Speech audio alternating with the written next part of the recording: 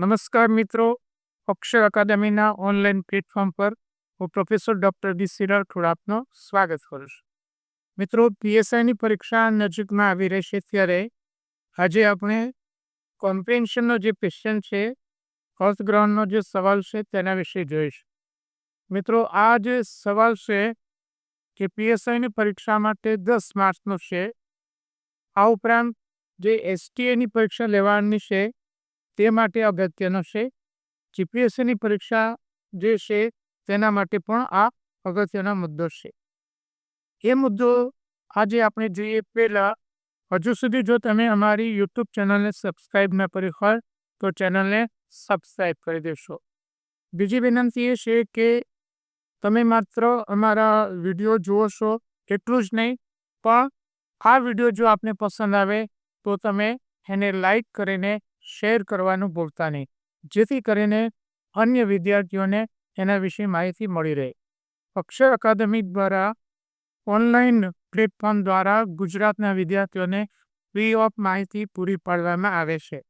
અત્યાર સુધીમાં 500થી વધુ જેટલા વિડીયો અમારી યુટ્યુબ ચેનલમાં જુદા જુદા વિષયને લગતા ઉપલબ્ધ છે અને બધા જ વિડીયો એ વિના મૂલ્યે છે, ફ્રી છે. જેથી કરીને જો તમે વિડીયો લાઈક કરીને બીજાને શેર કરશો તો આગળ ચિંતાનું પુણ્ય મળશે અને એક અમારી જેવી જે ચેનલ છે એ ચેનલને એક પ્રોત્સાહન મળશે. જોઈએ આજનો આ મુદ્દો, અર્થગ્રહણ. ટાઇટલ છે કે અર્થગ્રહણમાં સવાલોના જવાબો કઈ રીતે લખવા અને અર્થગ્રહણ માટે કઈ બાબતો ધ્યાનમાં રાખવાની, એ માટે 15 જેટલા જુદા જુદા મુદ્દા છે. એ મુદ્દા આપણે જોઈશું. એટલું જ નહીં, આપણે એક ફકરો પણ જોઈશું અને ફકરાને નીચે એના જે મોડેલ આન્સર કહી શકાય એ જવાબો પણ આપણે જોઈશું. જોઈએ મુદ્દા. હા, અર્થગ્રહણ એટલે શું? સૌથી પહેલા તો અર્થગ્રહણ એટલે આપેલ ફકરાનો અર્થ સમજવો અને તેનો અર્થ સમજાયો છે કે નહીં તે નક્કી કરવા આપેલ પ્રશ્નોના જવાબો આપવા, એને આપણે કોમ્પ્રિહેન્શન કહીશું. એટલે કે એમાં 2 પ્રકારની તમારી શક્તિઓની કસોટી થાય છે. એક, ભાષા ગ્રહણ કરવાની શક્તિ, એટલે કે તમને કેટલું સમજાયું છે તે, અને અભિવ્યક્તિની શક્તિ. અભિવ્યક્તિ એટલે કે સમજાયું તો ખરું પણ જવાબોમાં તમે કઈ રીતે લખી શકો છો તે. એટલે જે કોમ્પ્રિહેન્શનનો જે ક્વેશ્ચન છે એમાં ગ્રહણ શક્તિ અને અભિવ્યક્તિ શક્તિની કસોટી થાય છે. એ માટેના કેટલાક જે અગત્યના સૂચનો છે એ જોઈશું.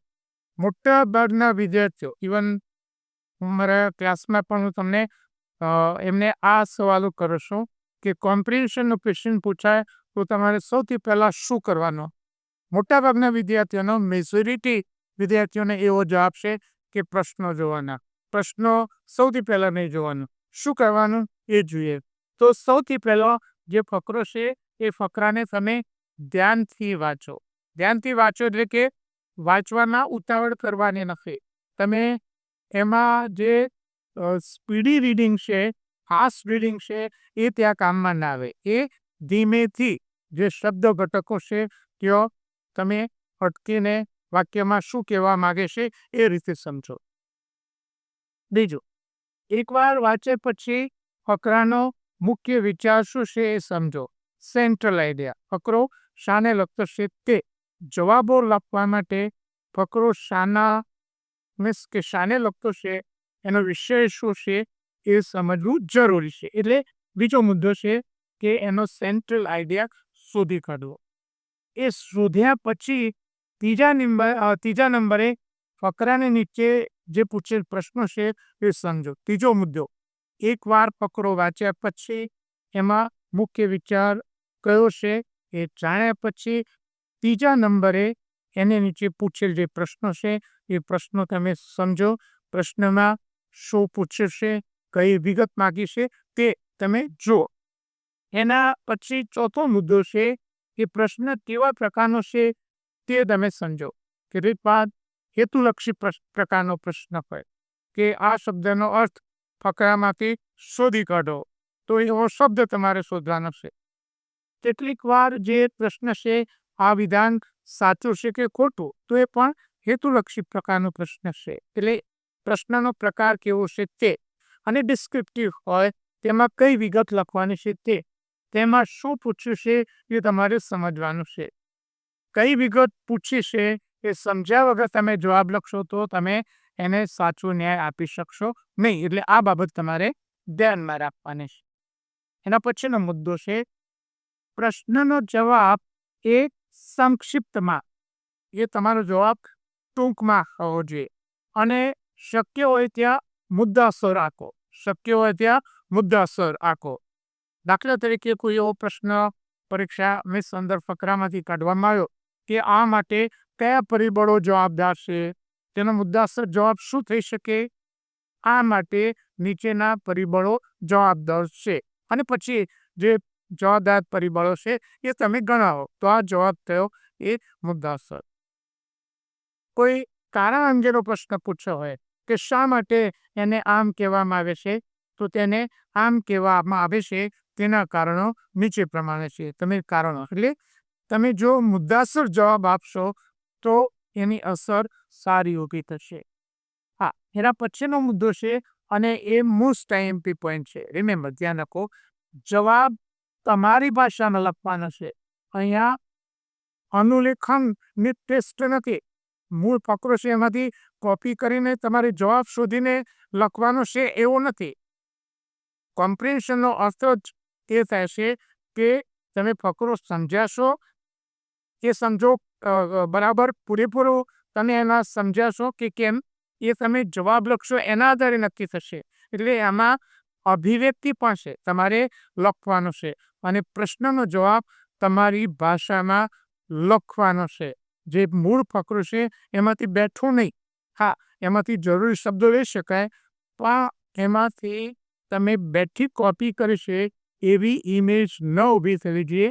એટલે કોમ્પ્રિહેન્શન માટે this is the most important point. આ સૌથી મહત્વનો મુદ્દો છે.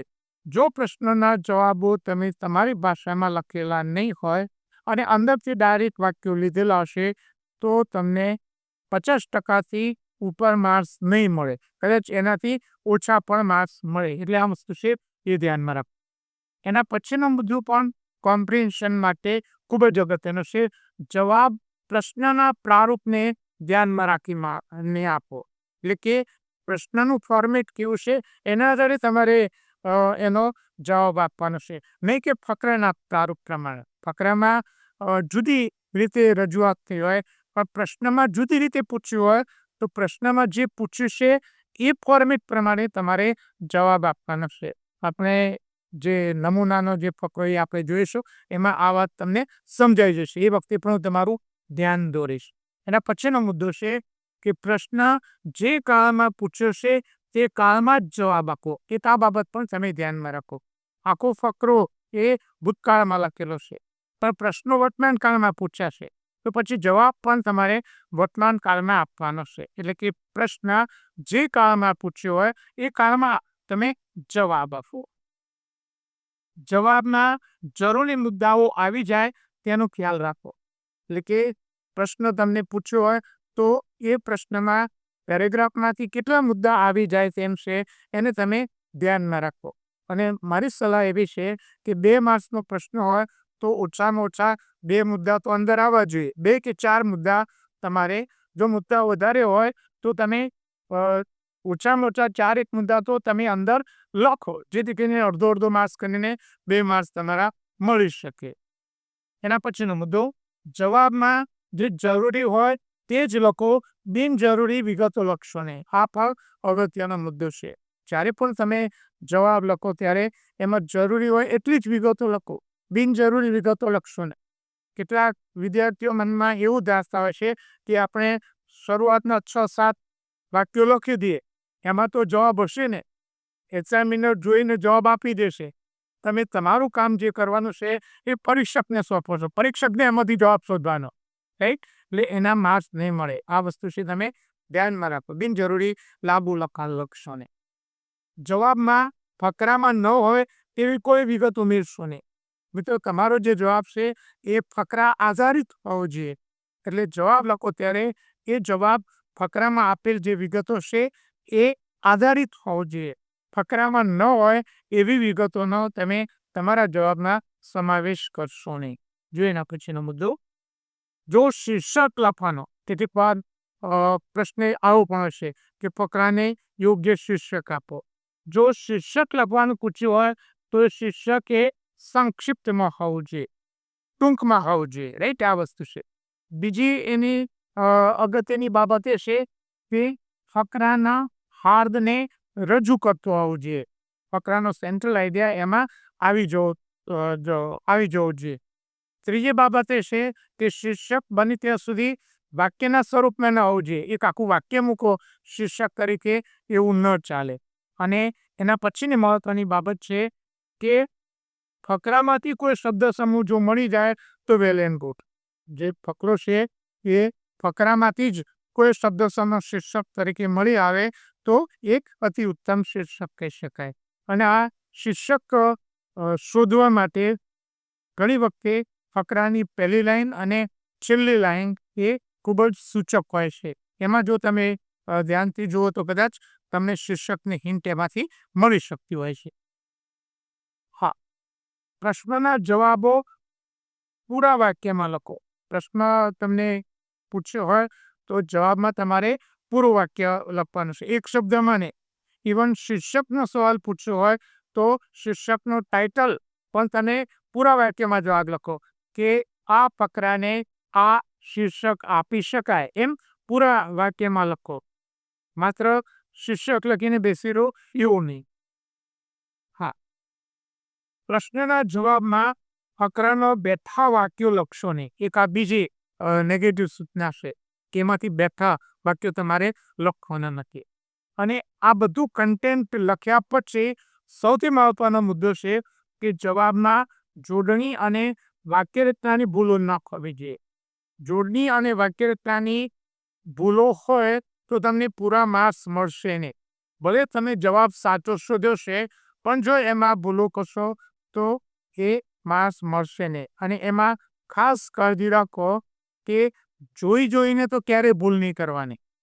ફકરામાં સાચી જોડણી આપી છે અને તમે જવાબ લખવા બેસો એટલે ખોટી જોડણી લખો, એવું ક્યારે નહીં કરવાનું. અને બીજો મહત્વનો મુદ્દો એ છે કે મહત્વના શબ્દોની જોડણી તો એમાં ક્યારે ખોટી ન હોય.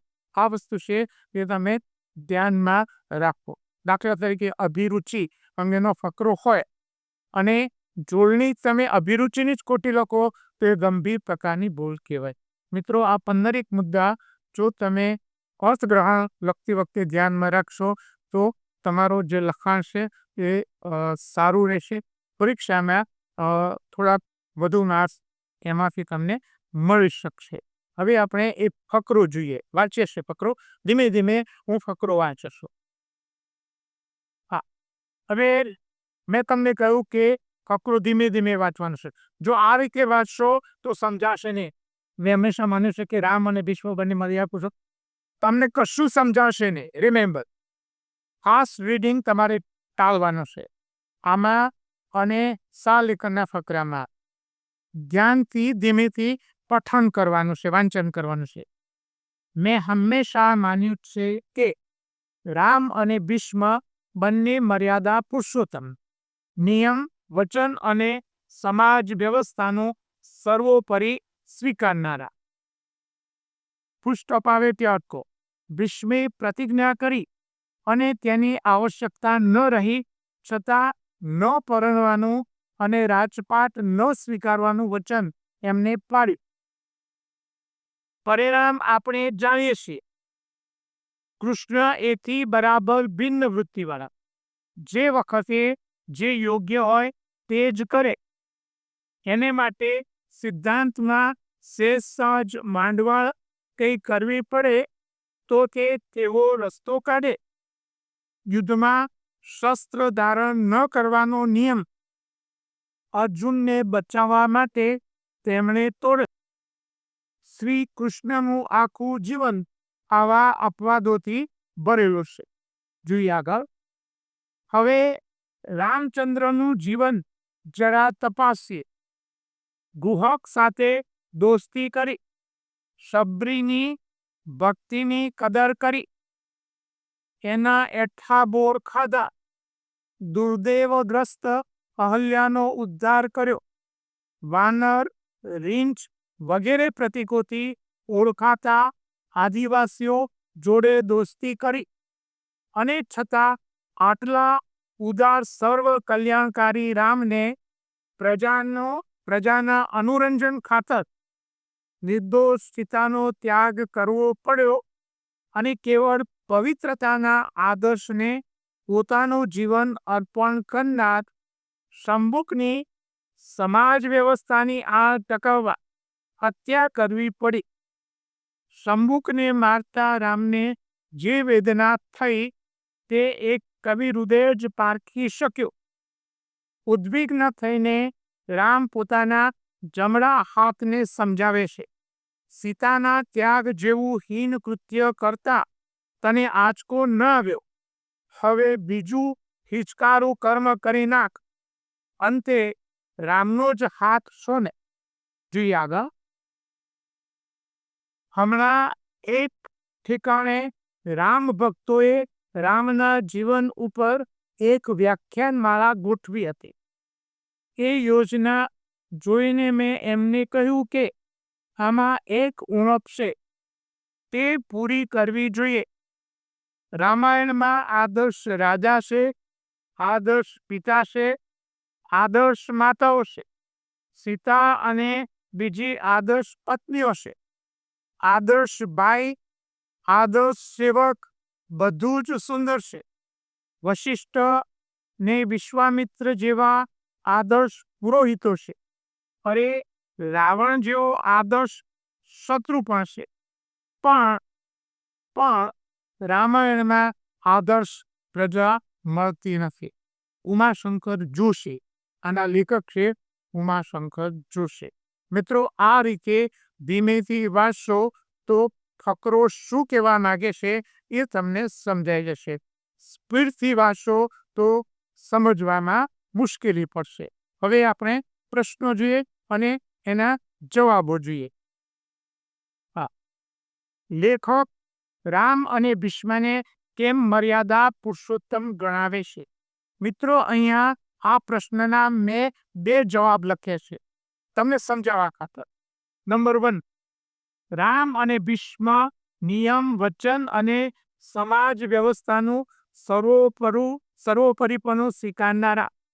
ભીષ્મે પ્રતિજ્ઞા કરી અને એની આવશ્યકતા ન રહી છતાં ન પરણવાનું અને રાજપાટ ન સ્વીકારવાનું વચન પાડી. માટે રામ અને ભીષ્મને લેખક મર્યાદા પુરુષોત્તમ ગણાવે છે. મિત્રો, આ થયો એક જવાબ. પણ મારા મતે આ જે જવાબ છે એમાં કેટલીક ખામીઓ છે. કઈ ખામીઓ છે? પહેલી વસ્તુ તો એ ફકરામાંથી બેઠું લીધેલું છે. એટલે તમારા માર્ક્સ કપાશે. બીજું કે પ્રશ્નનું જે પ્રારૂપ છે એને થોડો પ્રયાસ તો કર્યો છે. હવે એ જ જવાબ, જે આ બીજો જે જવાબ છે એ ઉપરના જવાબ કરતાં વધારે સારો છે. તમને ખ્યાલ આવે એટલા માટે મેં એ પ્રશ્નનો બીજો જવાબ છે.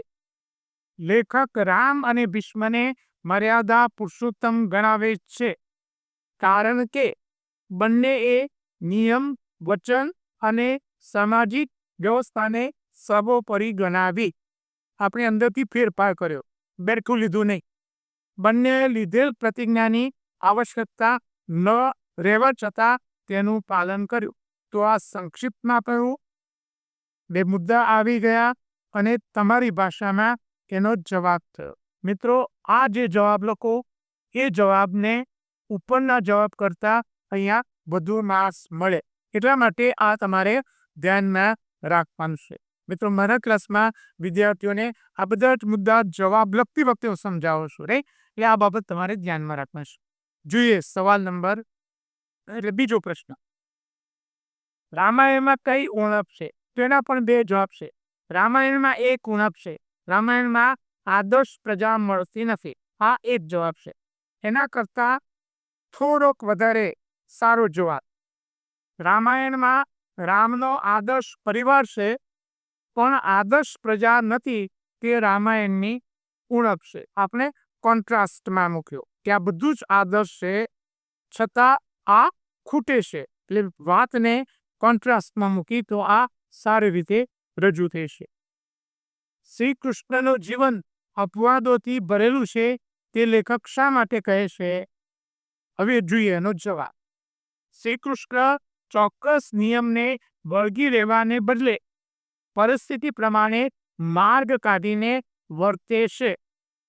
આપણે આપણા શબ્દોમાં જરૂર પડે સિદ્ધાંતમાં બાંધછોડ કરે છે.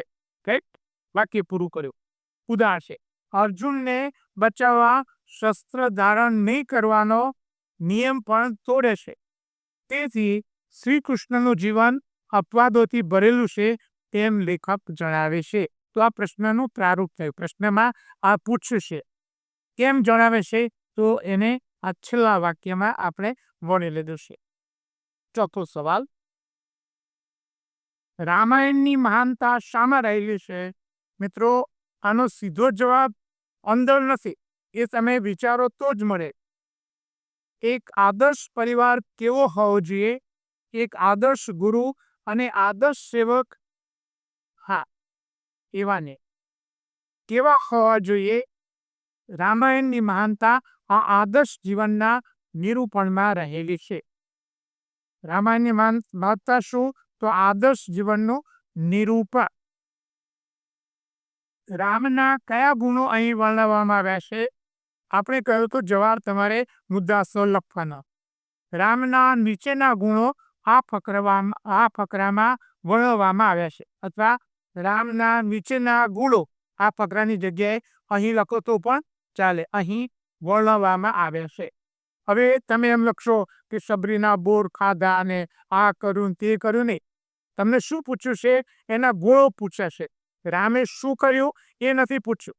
તમે અંદરથી બેઠા વાક્યો લખશો કે આની સાથે દોસ્તી કરી, રાઈટ, ગુહકને મદદ કરી, એવું નહીં, પણ એના ગુણો કયા ગુણો છે.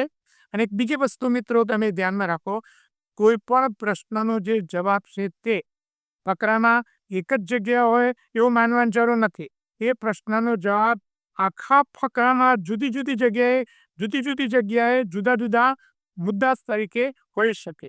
જોઈએ, રામના નીચેના ગુણો અહીં વર્ણવવામાં આવ્યા છે, અથવા આ ફકરામાં વર્ણવવામાં આવ્યા છે. નિયમ અને વચન પાલન, આ પહેલો ગુણ. સામાજિક વ્યવસ્થાને અગ્રિમતા આપવાનો દ્રઢ નિશ્ચય, આ બીજો ગુણ. ભક્તો પ્રત્યે અપાર પ્રેમ, સબરીવાળી વાત આવી ગઈ. તમે એમ લખશો સબરીને બોર ખાધા, એનો ગુણ નથી, શું કરી છે. આદિવાસીઓ પ્રત્યેની મિત્રતા, રાઈટ, જે કચરાયેલો વર્ગ છે એના પ્રત્યે સહાનુભૂતિ. પ્રજાને ખુશ રાખવા પત્નીનો પણ ત્યાગ કરવાની પવિત્રતાના આદર્શ ખાતર જીવન સમર્પણની ભાવના, કે એની પ્રજાને ખુશ કરવા માટે મોટામાં મોટો ભોગ આપવાની એમની તૈયારી, અને સમાજ વ્યવસ્થા ચાલવવા કઠોર કાર્ય કરવાની તૈયારી વગેરે ગુણો અહીંયા આપેલા છે. તો મિત્રો, આ થયું મુદ્દાસર લખાણ. એ વસ્તુ તમારે ધ્યાનમાં રાખવાની છે. હા મિત્રો, ગુજરાતી લેખન માટે એ પછી પીએસઆઈની પરીક્ષા હોય, જીપીએસસી 1-2 હોય કે એસટીઆઈની પરીક્ષા આપવાય, એ માટે અમારું ખૂબ જ ઉપયોગી એવું પુસ્તક છે ગુજરાતી લેખન, કે જેમાં લેખનને લગતા બધા જ મુદ્દાઓ અને એક્સરસાઇઝ માટેના ઘણા બધા ફકરા પણ એમાં આપેલા છે. પુસ્તક અકાદમી પર ઉપલબ્ધ છે. હા મિત્રો, આજનો આ વિડીયો આપને પસંદ આવ્યો હોય તેને લાઈક કરીને શેર કરવાનું ભૂલતા નહીં. અને હજુ સુધી જો તમે અમારી આ ચેનલમાં જોડાયા ન હોય તેમાં જોડાઈ જવા વિનંતી છે. અને હા, બેલ આઇકોનને ચાલુ કરવાનું ભૂલતા નહીં.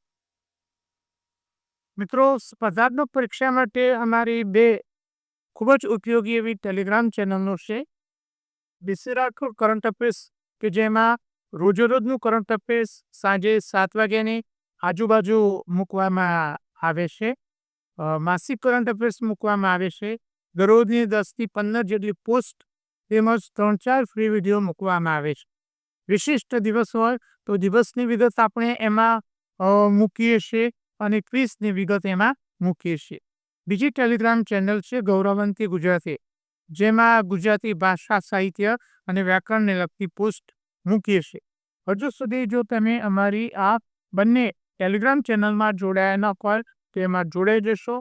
વધુમાં અમે અમારું મેટર ઇન્સ્ટાગ્રામ અને ટ્વિટર ઉપર શેર કરીએ છીએ, તો અમારા આ બંને પ્લેટફોર્મને ફોલો કરવા વિનંતી છે.